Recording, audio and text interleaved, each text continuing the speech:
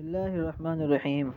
امام زین العابدین رحمۃ اللہ تعالیٰ علیہ نے اپنے بیٹے امام باقر رحمۃ اللہ تعالیٰ علیہ کو نصیحت کرتے ہوئے فرمایا، بیٹا 4 آدمیوں کے پاس نہ رہنا، راستہ چلتے ہوئے ان کے ساتھ تھوڑی دیر کے لیے بھی نہ چلنا۔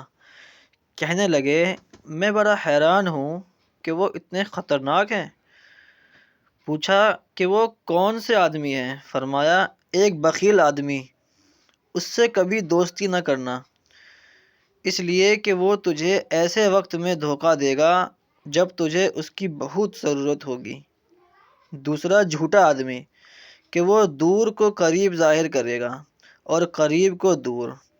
اور تیسرا فاسق آدمی، کیونکہ وہ تجھے ایک لقمے کے بدلے یا ایک لقمہ سے بھی کم میں بیچ دے گا۔